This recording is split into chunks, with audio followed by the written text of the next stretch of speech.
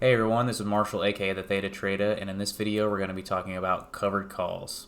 If you haven't watched the previous video about cash secured puts, I'll probably link it in one of these corners over here. The slides are going to be basically ordered the same because the material is going to be really similar to each other. That just goes over the sell side of puts, and this is going to be going over the sell side of calls. This will be, in my opinion, a little bit easier to understand, so it won't be a 30-minute video like the last one was. So that'll be good for everyone.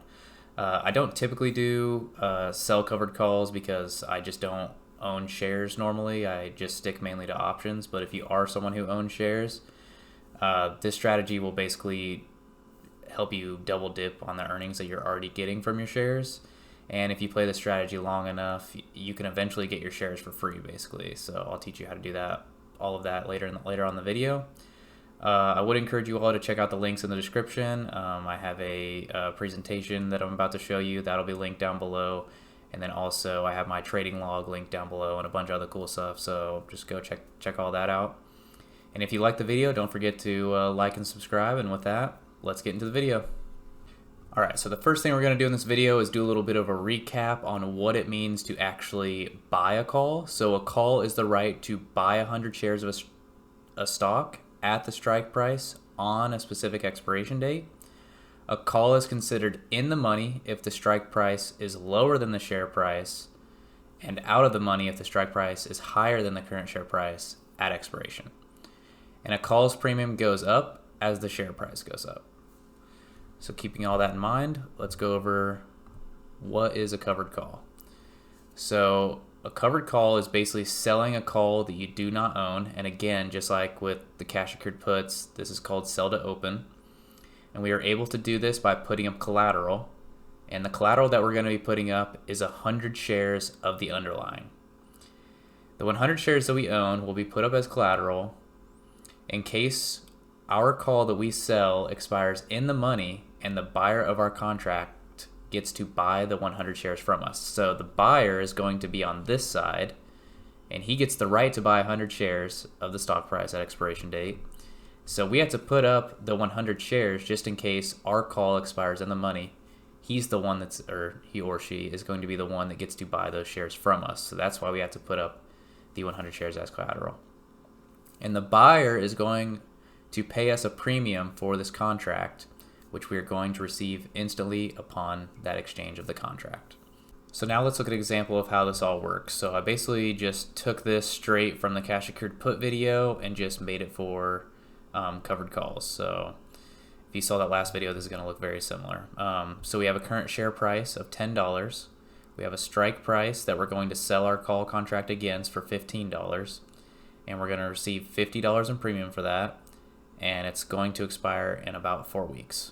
So the seller, which is us, we have 100 shares to put up as collateral, and we think that the share price will stay below $15 a share by the time of expiration. The buyer thinks the share price will go up past a strike by expiration and wants to buy them, which is the 100 shares, for $15 a share at expiration. So the seller, we're going to sell one call contract and receive the $50 in premium instantly. If the call sold expires in the money, the seller will sell the 100 shares to the buyer at the strike price. Doesn't matter if the current share price at expiration is $20 a share. We have to sell them to the buyer at $15 a share. If the contract expires out of the money, the call will expire worthless, and the buyer will lose all the premium paid for the call, and no shares will be exchanged. So the buyer will pay $50 for the call contract, and if the call expires in the money, the buyer will buy the shares at the strike price from the seller. So the seller has these 100 shares already within their possession, and then the buyer will buy them. If the call contract expires out of the money, the call will expire as worthless, and again, no shares will be exchanged. So next, let's look at some rules of thumb for selling cover calls. And looking at this slide, this is going to look basically identical to selling cash secured puts. So we want to sell as close to a 0.3 delta as possible. Again, the probability of in the money is going to be pretty low at 30%, but it's close enough to the current share price that it will still net us a nice premium. We're going to sell typically 30 to 45 days till expiration out, so we take advantage of that more extrinsic value that theta will decay off. And again, we're going to buy to close as early as possible so that we can avoid assignment. So for those of you that didn't watch the last video, what is assignment and how to avoid it if you want to. So assignment is when your short call option is going to expire in the money and your collateral, which is your 100 shares, are sold to the buyer of your contract. To avoid assignment, we will want to roll out our short position to a farther out expiration and a higher strike price. So instead of the cash secured put where we are rolling down and out, with rolling a covered call, we're going to roll up and out. We're going to roll to a higher strike price and a further out expiration. And again, this new option that we sold, hopefully will have more extrinsic value, and we should be able to complete the roll with still getting a credit to our account. So let's look at an example of what it would look like if we were rolling our covered call up and out. Let's look at SPY for an example. So say someone sold this, say someone sold a 385 call and they don't want their 100 shares to get assigned and exercised, and they lose their 100 shares. Say they think that SPY is going to keep on going up, they want to hold on to those 100 shares for even longer. So what we're going to do is we have to buy to close our position because we sold a call, so now we have to buy our same call back. So that is going to cost us $384 in this case. But we're going to roll this out a month, so as close to March 10th as we can get, okay? And then we're going to sell, remember we're selling up and out, so we're going to sell at a higher strike price. And hopefully we can sell this for a credit. So it's currently trading at 388. Let's say we don't think it's going to get past 395. I feel like that's pretty conservative. That's a 34 delta. That's pretty good. So we're going to sell the 395 for another month out. Now we're going to get $17 in credit for each one of those. So basically they're going to pay us to not have our shares get assigned. If we want to be a little bit more risky, this is a 34 delta. We cannot do that and receive a little bit more credit. Let's say we don't think it's going to get past 392. Then we can receive $153 as credit, but this is a 41 delta now. So we're getting more and more percent chance of being in the money at expiration the closer we get to this current share price, but we're going to get a little bit more total credit. So it's a give and take on how much risk you're willing to take on, really how long you want these 100 shares to be held up for, but you should always be selling above your break-even price anyway, or setting these strikes above your break-even anyway. So even if your shares get assigned, you should be making money regardless of how much credit you roll out for, basically. So let's go back, and actually we'll touch on that now, calculating and keeping track of your break-even share price. So your break-even stock price will be the amount that you paid for the stock per share minus any premium received for selling your calls. And this can be used to lower the overall cost basis of your shares and reduce your overall risk of owning those 100 shares. So let's look at something simple to keep track of, like F, which is Ford Motors. So let's say you bought Ford Motors at around $10 around here, right?